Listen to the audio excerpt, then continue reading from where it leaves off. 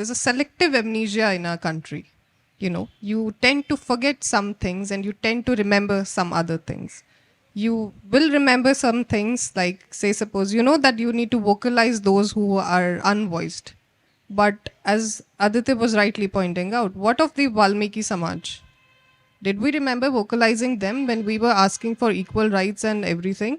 When we in campuses argue about everyone has to have an equal right, were we also speaking of them?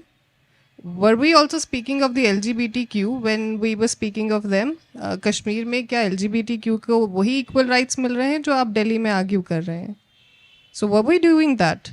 Or for that matter, were we also remembering the Kashmiri Pandits, the Kashmiri Hindu community entirely, of their sufferings? The fact that none of the cases or most of the cases have been still under covers. The fact that people on their own have been investigating of who murdered their loved ones.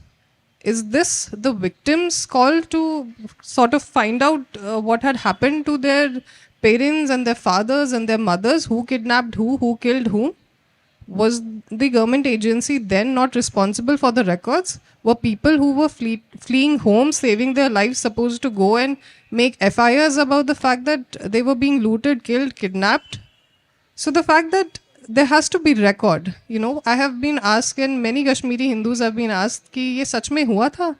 The fact that you have a popular discourse movie now on this particular issue, there's a lot of awareness. But before that particular movie, that particular director coming up in mainstream media and showcasing all that had happened, so even that got questioned. The fact that it is a fiction, the fact that all this had not happened. So when we, as victims, or not victims per se, but survivors of the genocide are still here, we are being questioned of the fact that this had not happened. What will happen when all of us would be done and dusted with? These words and these books will remain. And generations to come will at least have a glimmer of hope that, there's an other side of the story. This is the other side of the story that we all are trying to say. This is about the selective amnesia that she talked about, but more about the kind of propaganda, disinformation that has happened over the years.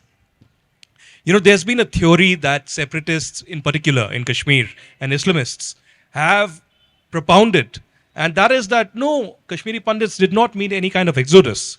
What they actually meant was they themselves decided to leave, and the government of India helped them. And in particular, Governor Jagmohan actually helped them to leave. Now, this is absolutely crap. Why did the successive governments in power in India not question the kind of propaganda that was being meted by these people of Hurriyat? And once this film, The Kashmir Files by Vivek Agnihotri, actually came in, all hell broke loose. From the leftists to the Islamists to even centrists questioning that this is all false, this never happened. Why? I mean, there are primary sources that are coming out. Vivek has spoken to more than 200 or 300 victim families of people, who have relatives being killed by JKLF, Hizbul Mujahideen and other terrorists. So the fight is very much on.